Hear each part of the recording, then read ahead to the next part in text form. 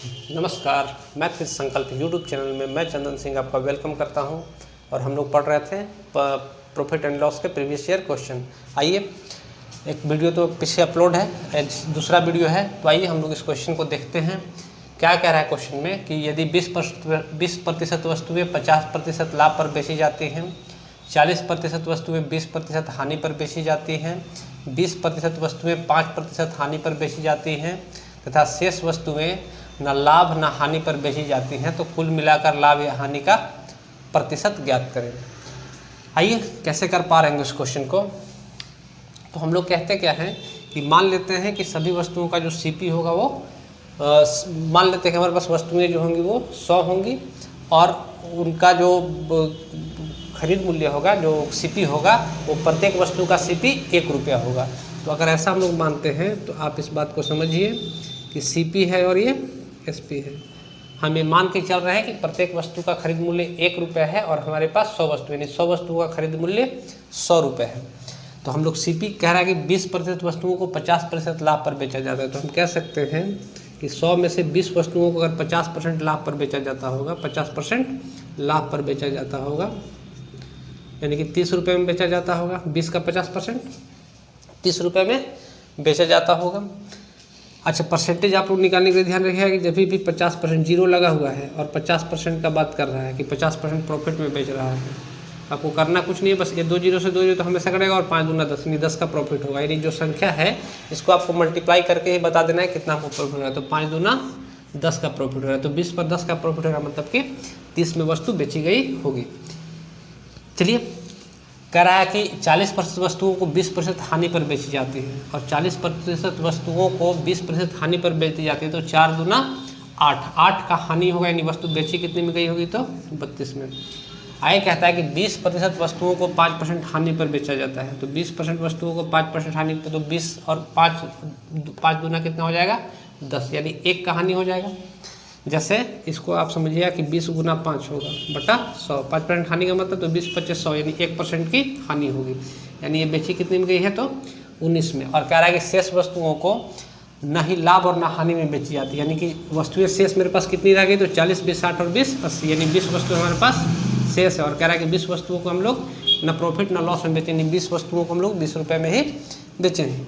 तो हम लोग यहाँ से सीपी देखेंगे तो सीपी हमारा कितना हो गया 100 रुपया। और अगर हम लोग सेलिंग प्राइस देखेंगे तो सेलिंग प्राइस हमारा कितना हो गया 30 30 60 62 और 20 72 और 19 कितना हो जाएगा तो 101 रुपया। तो हम देख रहे हैं कि 1 रुपये का हमको प्रॉफिट हो रहा है किस पे तो 100 पे। तो 1 रुपये का प्रॉफिट हो रहा है किस पे तो 100 पे। तो 100 पे कितना हो जाएगा तो 1% का। और यही 1% हमारे प्रश्न का उत्तर है। उम्मीद है आपको इतनी बातें समझ में आई होंगी। चलते हैं हम लोग नेक्स्ट क्वेश्चन की ओर। तो आइए इस प्रश्न को करने का कोशिश करते हैं। कह रहा है कि यदि लाभ विक्रय मूल्य का 20% है तो लाभ लागत मूल्य का कितना प्रतिशत है। इसमें कुछ नहीं है, बस सीपी और एसपी के बीच रिलेशन को आपको समझना है। तो सीपी और एसपी के बीच एक रिलेशन का हम लोग बात करें, सीपी और एसपी के बीच रिलेशन का बात करें। थोड़ा सा बेसिक, क्योंकि पहले पढ़ा चुके हैं तो थोड़ा सा यहाँ पर हम बेसिक आपको बता रहे हैं कि सीपी अगर 1/x है, सीपी अगर 1/x है तो एसपी हमेशा और हमेशा सीपी अगर x/y है तो एसपी हमेशा और हमेशा x/x + y के टर्म में ही होता है। एसपी हमेशा x/x + y के टर्म में ही होता है। ध्यान ये रखिएगा कि सीपी अगर x/y है तो एसपी हमेशा x/x + y के टर्म में होता है। और किसी चीज़ को, किसी व्यक्ति को इस बात को डिटेल में अगर समझना होगा तो मेरे बेसिक के वीडियो है, वहाँ पे आप लोग देखिएगा। तो सीपी एसपी के बीच रिलेशन मैंने बहुत ही ढंग से और आराम से समझाया है। तो हम लोग यहाँ पे ध्यान रखेंगे कि इसी रिलेशन पे एक क्वेश्चन दिए रहते हैं और इसके अलावा आप कोई भी तरीका से बनाएगा, थोड़ा सा आपका समय लगेगा और थोड़ा सा बनाने में परेशानी भी होगा, लेकिन अगर आप इस बात को समझते हैं तो आपको क्वेश्चन आसानी से समझ में आएगा। तो जैसे हमसे कह रहा है कि यदि लाभ विक्रय मूल्य का 20% है, लाभ कितना है तो विक्रय मूल्य का 20% है। तो विक्रय मूल्य का 20% है तो हम लोग इसको विक्रय 20% का फ्रैक्शन कितना बने तो 1/5 बनेगा, 1/5 बनेगा। तो ये x को रिप्रेजेंट कर देगा और ये x + y को रिप्रेजेंट करेगा। तो अगर ये x + y को रिप्रेजेंट करेगा तो हम लोग इसको 1 + 4 भी लिख सकते हैं, 5 को, x तो 1 है। तो और ये जो CP होगा हमारा 1/4 को रिप्रेजेंट करेगा। 1/4 किसका फ्रैक्शन बनेगा तो 25% का। और यही 25% हमारे प्रश्न का उत्तर है। तो इतना सा काम रहता है इस क्वेश्चन में करने के लिए। तो तो उम्मीद है आपको ये बात समझ में आई होगी। चलते हैं हम लोग नेक्स्ट क्वेश्चन की ओर।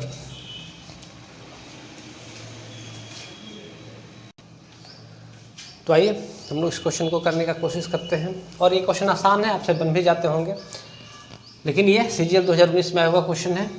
कह रहा है कि 28 रुपये प्रति केजी लागत वाले कितने किलो नमक को 16 रुपये प्रति केजी की लागत वाले 6.6 केजी नमक में मिलाना चाहिए ताकि मिश्रण को 29.90 प्रति केजी की दर से बेचने पर 15% का लाभ हो। तो यहाँ पे कह रहा है कि 28 रुपये पर केजी लागत वाले, यहाँ पे भी कह रहा है कि 16 रुपये प्रति केजी लागत वाले, और यहाँ पे दिख रहा है कि मिश्रण को 29 रुपये 90 पैसे की दर से बेचने पर। तो यहाँ पे तो ये CP है, ये भी CP और ये SP है। और हमको पता है कि एलिगेशन जब भी हम लोग लगाते हैं, बेसिक से तो खैर आप लोग बना भी लीजिएगा, एलिगेशन जब भी हम लोग लगाते हैं तो अगर हम लोग यहाँ पे CP लेके चले हैं तो सभी जगह पे हम लोग CP का ही काम होगा। तो ध्यान ये रखिएगा कि अगर हम इसको CP है, ये CP है, तो इसको भी हमको इससे भी चेंज करना पड़ेगा CP में। और कह रहा है कि 29 रुपये 90 पैसे प्रति केजी की दर से बेचने पर 15% का लाभ हो। तो 15% का फ्रैक्शन कितना बन जाएगा? तो 15% का फ्रैक्शन बन जाएगा 3/20। इस 15% का फ्रैक्शन कितना बन जाएगा? तो 3/20। यानी हम कह सकते हैं कि 20/3 का लाभ होगा। यानी कि जो SP होगा वो 23 होगा और CP कितना होगा? तो 20 होगा।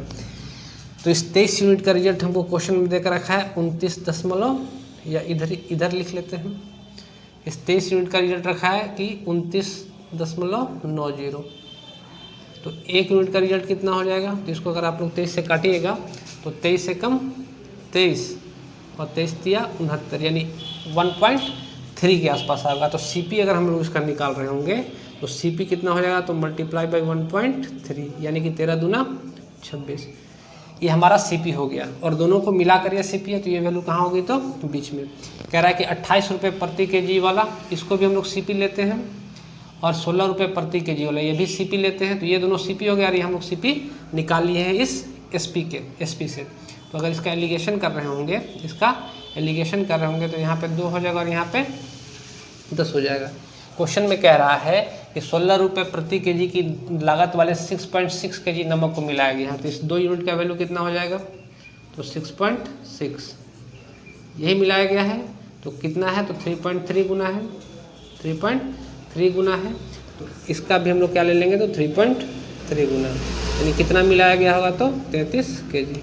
और यही हमारे प्रश्न का उत्तर है। एलिगेशन से हम लोग इस क्वेश्चन को बना ली। और भी तरीके हो सकते हैं बनाने के क्वेश्चन के, लेकिन आसान एलिगेशन से ही पड़ेगा। तो उम्मीद है आपको इतनी बातें समझ में आई होंगी। चलते हैं हम लोग नेक्स्ट क्वेश्चन की ओर।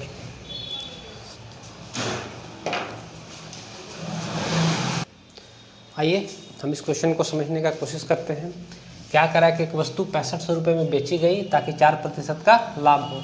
यानी ये जो देख रखा है हमको, ये जो हमें देख रखा है वो हमारा SP दे के रखा है। ये क्या दे के रखा है? तो SP बेची गई है, कह रहा है लाभ हो। एक अन्य वस्तु जिसका क्रय मूल्य 3750 रुपये, यहाँ पे क्या दे के रखा है? तो ये CP, ये क्या दे के रखा है? तो CP। एक अन्य वस्तु 3750 जिसका क्रय मूल्य 3750 रुपये 4% हानि पर बेची गई। पूरे लेन देन में लाभ या हानि प्रतिशत ज्ञात करें। तो लाभ या हानि हम निकालते किस पे है? CP पर। तो अगर ये तो CP दे के रखा हुआ ही है, हमको इसका CP ज्ञात करना होगा। तो हम लोग कह सकते हैं कि आपको एक बात ध्यान रखना, जब भी CP पर काम करना होगा तो आपको SP और CP के बीच रिलेशन को ध्यान में रखना होगा। जैसे अगर कह रहा है कि 6500 में बेची गई है ताकि 4% का लाभ हो, 4% का फ्रैक्शन कितना बन जाएगा? आपको क्वेश्चन देखना कैसे, इस बात को समझिएगा। तो 1/25, यानी 25 के समान को कितना में बेचा गया होगा? 26 में। 25 के समान को कितना में बेचा गया होगा? 26 में। तो यानी कि इस वस्तु का जो होगा वो CP कितना हो जाएगा? 26, और SP कितना होगा? तो 25, और 1 रुपये का प्रॉफिट होगा। 1 रुपये का क्या होगा? प्रॉफिट होगा। हमको काम तो प्रॉफिट या लॉस निकालना CP पर है, तो हमको पहले इसका CP भी चाहिए। तो हम इस कह सकते हैं इस 26 का रिजल्ट कितना हो जाएगा? तो 6500। 26 का रिजल्ट कितना हो जाएगा? 6500। 13 से इसको काटिएगा तो 13 दूना 26, 13 पचे 65, और 2 से कट जाएगा तो 1 यूनिट का रिजल्ट कितना आ गया? तो 250। तो हम कह सकते हैं कि इस वस्तु का जो CP होगा, वो 6250 रुपये हो जाएगा। और प्रॉफिट कितना हो रहा होगा? तो 1 यूनिट प्रॉफिट हो रहा है। 25 का सामान 26 में बेचा है, तो प्रॉफिट कितना है? तो 1 यूनिट का प्रॉफिट है। यानी कि हम कह सकते हैं कि 250 रुपये का इसको प्रॉफिट हो रहा है। दूसरी वस्तु के बारे में हमसे क्या बोला कि 3750 में खरीदा गया और 4% की हानि, यानी 25 का जो सामान होगा तो 4% का फ्रैक्शन कितना बनेगा, तो 1/25, यानी 25 के सामान पर 1 की इसको हानि हो रही होगी, 25 के सामान पर 1 की हानि हो रही है। तो 25 का रिजल्ट यहाँ पे देकर रखा है 3750 रुपये। तो 1 यूनिट का रिजल्ट कितना हो जाएगा, तो हम लोग कहेंगे कि 1 यूनिट का रिजल्ट हो जाएगा 25 यानी कि 150 रुपये। तो हम कह सकते हैं कि वस्तु पर जो हानि हो रही होगी वो 150 रुपये की हानि हो रही होगी, वस्तु पर जो हानि हो रही होगी 150 रुपये की। तो ध्यान रखिएगा, चूँकि हमको प्रॉफिट और लॉस सीपी पर ही निकालना है, इसलिए हमको इसका सीपी का भी ज़रूरत था और इस पर होने वाले प्रॉफिट का भी आवश्यकता था। जबकि यहाँ पे हमको सीपी पहले से पता था, तो सिर्फ और सिर्फ हमको इस पर होने वाले प्रॉफिट को ज्ञात करना था। अगर हम लोग प्रॉफिट और लॉस निकालें तो 250 का तो यहाँ फ़ायदा हो रहा है और 150 का यहाँ नुकसान हो रहा है, यानी कुल मिलाकर इसको फ़ायदा ही है कितने रुपए का, तो 100 रुपये का। किस पे, तो इसका सीपी और इसका सीपी दोनों पे मिला क्या रहा है, तो 6550 और 3750 जोड़े तो कितना हो जाएगा, तो 10,000 रुपये।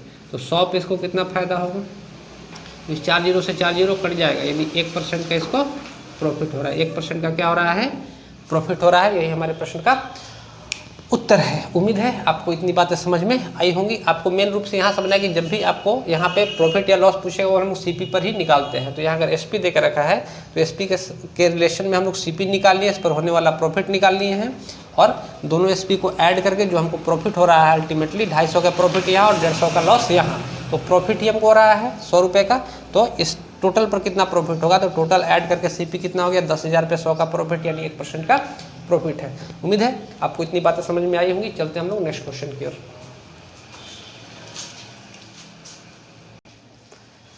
तो आइए हम लोग इस प्रश्न को करने का कोशिश करते हैं। कह रहा है कि ए ने किसी वस्तु को 15% लाभ पर 1495 में बेचा, यानी ये सीपी हमको देकर रखा है और कह रहा है कि उसने एक अन्य वस्तु खरीदी, इसका लागत मूल्य पहले खरीदी गई वस्तु के बराबर है।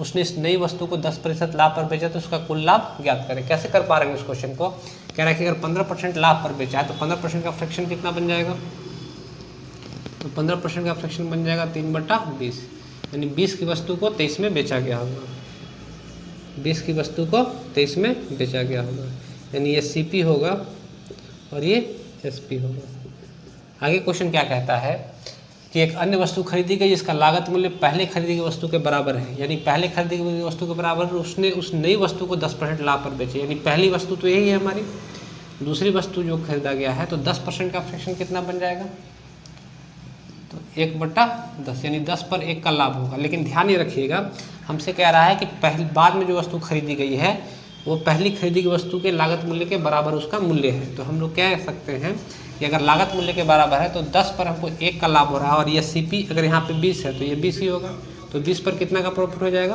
तो 2 का प्रॉफिट हो जाएगा। तो यहाँ हम कह सकते हैं हमको 3 का प्रॉफिट है, यहाँ हमको 2 का प्रॉफिट है। तो कुल मिला के जो हमको प्रॉफिट हो रहा होगा, कुल मिला के जो हमको प्रॉफिट हो रहा होगा वो कितना हो रहा होगा, तो 5 यूनिट का प्रॉफिट हो रहा होगा। कुल मिला कितने यूनिट का प्रॉफिट हो रहा होगा, 5 यूनिट का। यहाँ पे 3 यूनिट का प्रॉफिट है और यहाँ पे अब हमको देखना है कि डाटा कौन सा देकर रखा है कि 15% लाभ पर बेचा, लाभ पर 1495 बेचा, यानी 23 यूनिट का रिजल्ट कितना है, तो 1495 है। तो 1 यूनिट का रिजल्ट हम लोग यहाँ से निकाल सकते हैं। तो 23 से इसको काटेंगे, तो 23 से इसको अगर हम लोग काट रहे होंगे तो 23 से काटेंगे तो कितना बार में जाएगा, तो ये हो जाएगा 20,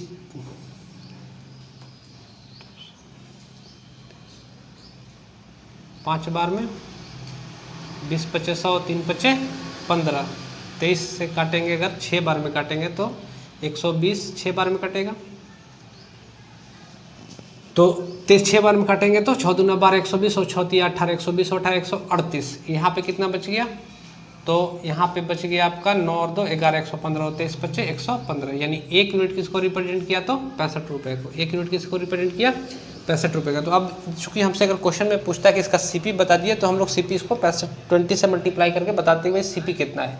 लेकिन हमसे इसमें पूछ रहा है क्या कि उसका कुल लाभ ज्ञात करें। तो हम लोग की 1 यूनिट का रिजल्ट 65 है तो इसका कुल लाभ तो 5 यूनिट है, तो इस 5 यूनिट का रिजल्ट कितना हो जाएगा, तो मल्टीप्लाई बाई 65, यानी कि ये 25 और 6 पचे 30 और 2 32,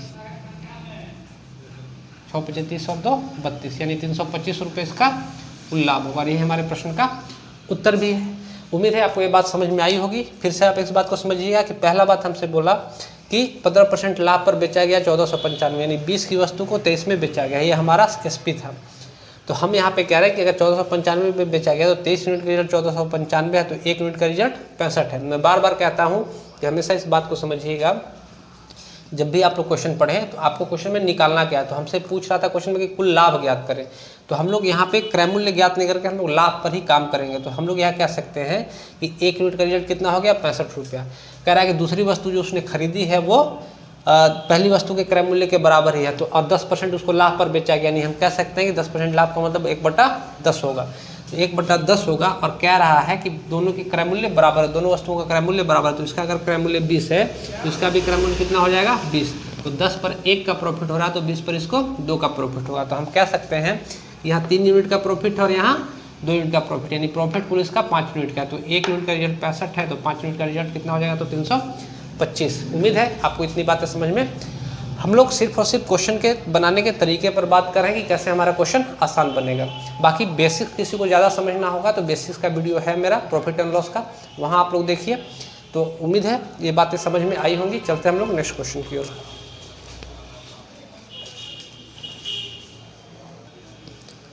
आइए इस क्वेश्चन को हम लोग करने का कोशिश करते हैं। और ये भी जब भी आपसे बोलेगा कि लाभ की गणना विक्रय मूल्य पे की गई है, तो आपको सीपी और एसपी के बीच रिलेशन को समझना है कि प्रॉफिट हम लोग कैसे करते हैं। पीछे मैं बता चुका हूँ, तो डायरेक्ट मैं इस क्वेश्चन पे ही काम कर रहा हूँ। कह रहा है कि पारीख ने अपना पेन 11 रुपये लाभ पर बेचा, उसने अपने लाभ प्रतिशत की गणना विक्रय मूल्य पे की और इसे 25% पाया। तो जैसे ही इसने लाभ की गणना विक्रय मूल्य पर की और कह रहा है कि 25% पाया, तो 25% का फ्रैक्शन कितना बन जाए, तो 1/4। तो सीपी पर अगर इस लाभ की गणना करता है तो ये गणना कितना हो जाता है, तो 1/3। यानी अगर ये x/x प्लस वाई है तो x प्लस वाई को हम लोग कैसे लिख सकते हैं, तो अगर ये x है तो x प्लस वाई को 1/3। तो ये जो वैल्यू होगी सीपी पर ये गणना 1/3 होगी, यानी x/y होगी। ये x को रिप्रेजेंट करेगा और ये y को। तो हमसे कह रहा है कि लाभ कितना है, तो 11 रुपये का लाभ है, यानी 4 पर 1 का लाभ होगा। अगर एसपी पर गणना किया होगा तो 4 पर 1 का लाभ होगा। तो 1 यूनिट का रिजल्ट 11 है, तो इस 3 यूनिट का रिजल्ट कितना हो जाएगा, तो हम लोग कह सकते हैं कि 33 रुपये इस 3 यूनिट का रिजल्ट हो जाएगा। और यही हमारे पास सीपी है, यानी कि लाभ की गणना अगर इसने क्रय मूल्य पे की है तो 33 रुपये इसको लाभ हो रहा होगा।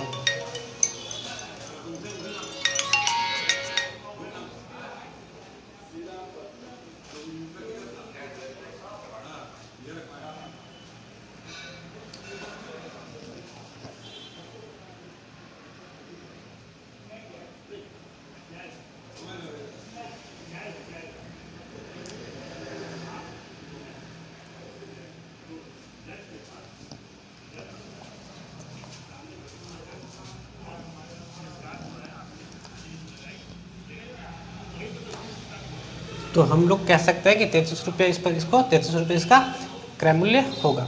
तो उम्मीद है आपको इतनी बातें समझ में आई होंगी। चलते हम लोग नेक्स्ट क्वेश्चन की ओर।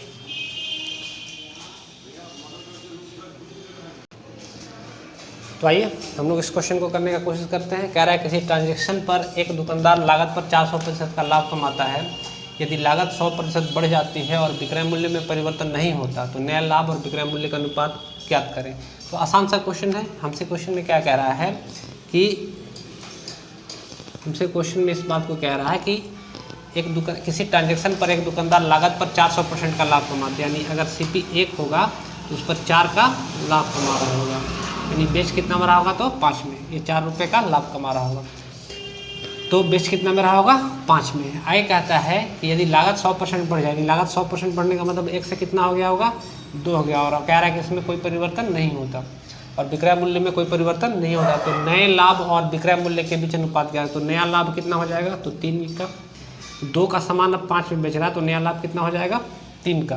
तो हम लोग कह सकते हैं कि नए लाभ, तो नया लाभ 3 का और एसपी कितना है, 5 का। तो नया लाभ और विक्रय मूल्य के अनुपात कितना होगा, तो 3:5 होगा। और ये हमारे प्रश्न का उत्तर है। तो आसान सा क्वेश्चन है। शुरुआत में कह रहा है 400% का लाभ है, तो 1 का सामान 400% के लाभ पर बेच रहा होगा, यानी 5 रुपये में बेच रहा होगा। दूसरा कह रहा है कि एसपी में कोई चेंज नहीं है, तो एसपी 5 का 5 रहा, लेकिन क्रय मूल्य जो है 100 दुगना हो गया, 100% बढ़ गया है, तो 2 हो गया। तो लाभ कितना हो रहा होगा, 3। तो अब लाभ 3 हो रहा है, विक्रय मूल्य 5 और इन्हीं का रेशियो पूछ रहा, तो 3:5। ये हमारे प्रश्न का उत्तर है। चलिए हम नेक्स्ट क्वेश्चन की ओर चलते हैं। तो आइए हम लोग इस क्वेश्चन को करने का कोशिश करते हैं। कह रहा है कि एक दुकानदार दो समान फर्नीचर 18,000 एवं 10,000 में बेचने पर समान प्रतिशत का लाभ और समान प्रतिशत की हानि होती है। तो 50% लाभ कमाने के लिए उसे किस कीमत पर बेचनी चाहिए। यहाँ पे जो आपको समझने वाली बातें हैं वो ये है कि एक दुकानदार दो समान फर्नीचर, तो समान फर्नीचर का मतलब हो गया कि दोनों का क्रय मूल्य समान है। यहाँ पे यही मतलब हुआ इसका कि दो समान फर्नीचर मतलब दोनों का क्रय मूल्य समान है। और कह रहा है कि एक को 18,000 में बेचा और दूसरे को 10,000 में बेचा, और कह रहा है कि समान प्रतिशत का लाभ और समान प्रतिशत की ही हानि हो रही है। अगर दोनों का क्रय मूल्य समान है और समान प्रतिशत का लाभ और समान प्रतिशत की हानि ही हो रही है, यानी हम ये इसमें कह सकते हैं कि इसमें इसको लाभ या हानि कुछ नहीं, मतलब जितने में वस्तु खरीदी गई थी उतने में वस्तु बेची गई है। जैसे मान लीजिए कि अगर 100 रुपये का ही सामान है दो, और एक पर 20% का लाभ है, इस पर 20% का लाभ है और इस पर 20% का लाभ है और इस पर 20% की हानि, दोनों का क्रय मूल्य अगर समान है, इस पर 20% का लाभ है मतलब 120 में वस्तु बेची गई होगी और 20% की हानि यानी कि 80 में वस्तु बेची गई होगी। तो अगर लाभ हानि बराबर तो आप इनका योग भी 200 ही होगा और इनका योग भी 200 ही, यानी हम कह सकते हैं कि अगर क्रय मूल्य समान है और समान लाभ हानि प्रतिशत ही है तो हम लोग ये कह सकते हैं कि क्रय मूल्य और विक्रय मूल्य दोनों का योग जो होगा वो हमेशा समान होगा। तो यहाँ पे भी हमारे पास क्वेश्चन में क्या कह रहा है कि एक दुकानदार दो समान फर्नीचर क्रमशः 18,000 और 10,000 में बेचते हैं, यानी क्रय मूल्य समान है और कह रहा है कि समान प्रतिशत लाभ और प्रतिशत हानि ही हो रही है, यानी हम कह सकते हैं कि वस्तु की जो कीमत होगी 18 प्लस 10,000 होगी यानी कि 28,000, और इसको लाभ और हानि कुछ भी नहीं है, यानी 28,000 में दो वस्तुएं खरीद कर 28,000 रुपये में दो वस्तुएं बेची, यानी प्रत्येक वस्तु की कीमत कितनी हो जाएगी। तो हम कह सकते हैं कि प्रत्येक वस्तु की कीमत कितनी हो जाएगी, तो 14,000। प्रत्येक वस्तु की कीमत कितनी हो जाएगी, 14,000 रुपये, यानी एक फर्नीचर का जो क्रय मूल्य होगा वो 14,000 रुपये होगा। अब कह रहा है कि 50% लाभ कमाने के लिए उसे किस कीमत पर बेचनी चाहिए। तो अब 14,000 पर 50% लाभ कमाने के 7,000 का, यानी 14,000 पर 50% का लाभ कमाना है यानी कि 7,000 का, तो 21,000 तुम्हारा आंसर हो गया। आप तरीके से लिखना चाहे तो 50% का फ्रैक्शन कितना बन जाएगा, तो 1/2, यानी 2 पर 1 का लाभ, यानी वस्तु बेचती कितनी में होगी, तो 3 में, यानी कि 14,000 को बेचना पड़ेगा 3/2 में, 2 से काटिएगा तो ये और 7 या 21,000, यानी कि 50% लाभ कमाने के लिए वस्तु इसको कितने में बेचनी चाहिए थी, तो 21,000 में बेचनी चाहिए थी। तो उम्मीद है आपको इतनी बातें समझ में आई होंगी, और आज तो काफ़ी डिस्टर्बेंस भी हो गया वीडियो बनाते समय, तो खैर कोई बात नहीं, जितनी बातें मुझे समझानी थी मैंने आपको समझा दी। तो आज के लिए इतना ही। ये वीडियो आपको कैसा लगा कमेंट करके जरूर बताइए। धन्यवाद।